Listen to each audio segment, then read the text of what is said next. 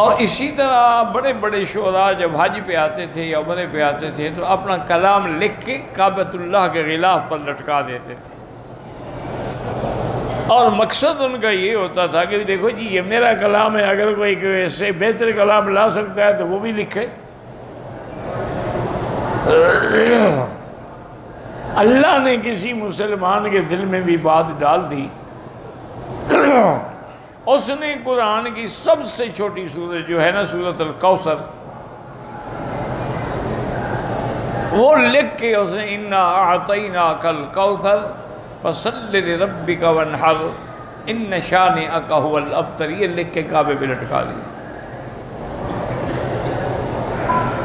اب جو شاعر آئے ہیں، بڑے بڑے ادباء ہیں، دیکھیں کہیں یہ کس کا کلام، چونکہ نیچے کوئی نام تو نہیں لکھا ہوا تھا، شعراء تو اپنا نام لکھتے تھے نا کہ یہ کلام فلاں کا ہے، یہ فلاں کا ہے، یہ فلاں کا ہے، اس کے نیچے تو کوئی نام نہیں تھا۔ وہ کھڑے ہیں حیران ہو رہے ہیں کہ کیا یہ کس کا کلام ہے۔ آخر جب ان سے اس کا توڑ نہ بن سکا تو اس دور کا جو ان کا سب سے بڑا شاعر تھا ربیعہ، وہ استاد الشعراء تھا،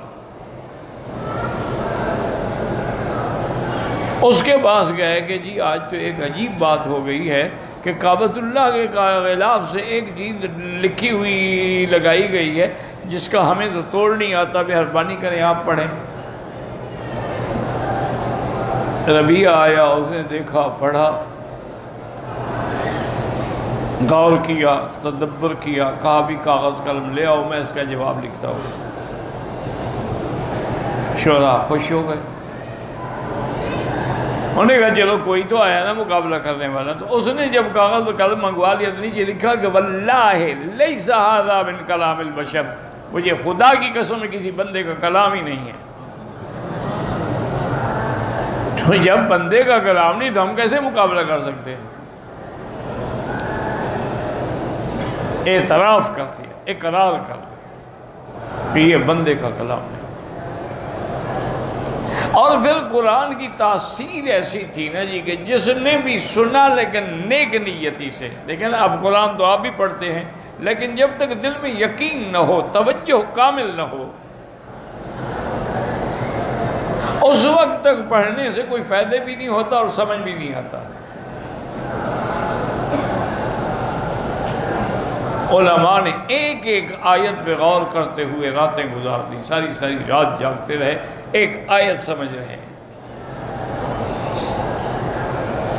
امام شافعی رحمۃ اللہ علیہ ایک دفعہ صبح کی نماز میں جب آئے تو آنکھیں مبارک سرخ تھیں۔ شاگردوں نے پوچھا کہ حضرت یہ کیا ہو گیا، رات کو آپ سہران تھے، جاگتے رہے؟ فرمایا ہاں جاگتے رہے۔ کیوں، خیر تو تھی؟ انہوں نے کہا خیر تھی، بس ایک آیت پہ میری نظر پڑی تو اسی پہ میں غور کرتا رہا، اس ایک آیت سے میں نے 370 مسئلہ استنباط کیا۔ یہ تھے امام، یہ نہیں ہے کہ جس کو چاہو امام بنا دو۔ آج کل تو پرویز بھی امام ہے، اور قادیانی بھی امام ہے، اور چکڑالوی بھی امام ہیں، اور پتہ نہیں کیا کیا فتنے اٹھے ہوئے۔ اِنَّا لِلَّهِ وَإِنَّا إِلَيْهِ رَاجِعُونَ۔ اسی طرح ایک واقعہ ادبی لحاظ سے بڑا عجیب آیا ہے تاریخوں میں کہ ایک شاعر تھے، ان کا نام قیس تھا۔ امرؤ القیس الگ ہے، یہ قیس الگ ہے۔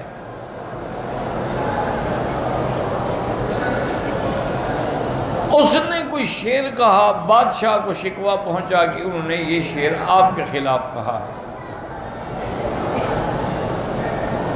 خوشامدی ہوتے ہیں نا جی، وہ پھر خوشامدیں کرتے رہتے ہیں، حکومت وقت کو جا کے درخواستیں دیتے ہیں اپنی روٹی حلال کرنے کے لیے کہ ہم آپ کے دیکھیں کیسے وفادار ہیں۔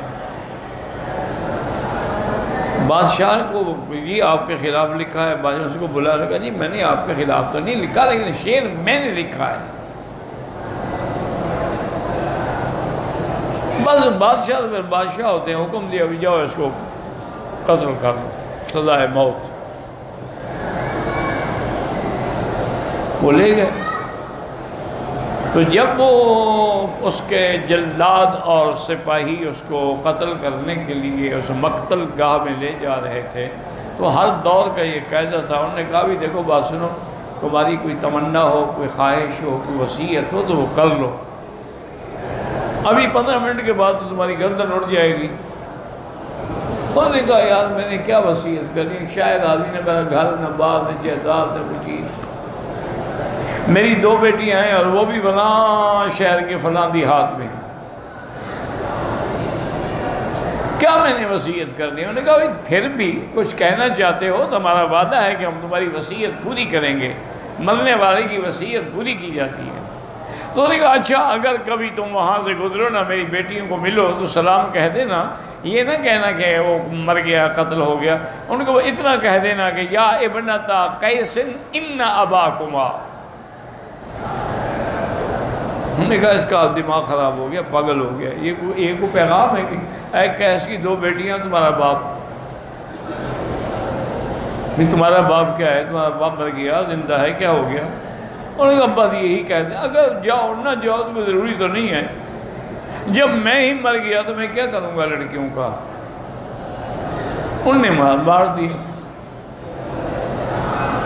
کافی مدت کے بعد اتفاق سے وہی سپاہی جو تھے نا جی اسی شہر میں گزرے جس کا قیس نے ذکر کیا تھا. وہاں پوچھا بھی یہاں قیس کا، انہوں نے کہا ہاں فلاں جگہ قیس کا گھر ہے، اس کی 2 بیٹیاں ہیں، وہ بیچاری اکیلی ہیں، کوئی ان کا ولی وارث نہیں ہے، بکریاں چراتی ہیں، ان کا دودھ بیچ کے گزارا کرتی ہیں. انہوں نے کہا یار آ تو گئے ہیں، ہم ان کی بیٹیوں کو یہ تو نہیں بتاتے کہ تمہارا باپ قتل ہو گیا ہے، چونکہ لڑکیاں ہیں روئیں گی، غم ہوگا، بس اس کا پیغام ہم دے دیتے ہیں. وہ آئے، انہوں نے کہا کہ آپ کا باپ ہمیں ملا تھا فلاں شہر میں اور اس نے ایک پیغام دیا تھا آپ کے نام. انہوں نے کہا کیا کہا؟ انہوں نے کہا کہ یا ابنتا قیس ان اباکما. انہوں نے کہا اچھا تم ٹھہرو، ہم اس کا جواب آپ کو لکھ کے دیتی. وہ ایک لڑکی گھر میں گئی، چپکے سے تلوار لے کے آئی، ایک سپاہی کی گردن پہ ماری، گردن اڑ گئی، دوسرا بھاگ گیا. جو بھاگ گیا وہ پھر سیدھا بادشاہ کے پاس کہا جناب ہمیں تو اسی قیس کی لڑکیوں نے مارا ہے. ان کو پکڑو پیش کرو. جب لڑکیاں پیش ہوئی، انہوں نے کہا ہمارے سپاہی کو مارے. انہوں نے کہا ہاں جی بالکل مارا ہے. کیوں مارا؟ انہوں نے کہا بادشاہ سلامت انہوں نے ہمیں باپ کا پیغام دیا تھا کہ یا ابنتا قیس ان اباکما، تو ہم سمجھ گئے کہ اس کا معنی یہ ہے کہ قد قتل وقاتلہ لناکما، کہ وہ قتل ہو گیا ہے اور قتل کرنے والے تمہارے سامنے کھڑے ہیں. ہم نے اپنے باپ کا بدلہ لیا ہے، ہم نے کیا ظلم کیا ہے ہم نے. بادشاہ بڑا خوش ہوا. بادشاہ نے ان کو آزاد بھی کر دیا، انعامات بھی دیے اور کہا تمہارا باپ تو خیر مر گیا ہے لیکن اب اس کا مداوع میں کروں گا، تمہاری حفاظت کروں گا. تو اس قسم کے شاعر بھی دنیا میں پیدا ہوئے کہ ایک مصرع لکھا دوسرے سے خود سمجھ گئے. لیکن ایسے بڑے بڑے شاعر جو تھے نا جب قرآن سامنے آیا تو بس دنگ رہ گئے، پھر ان کی بولتی بند ہو گئی. انہوں نے کہا اس کا مقابلہ نہیں ہو سکتا.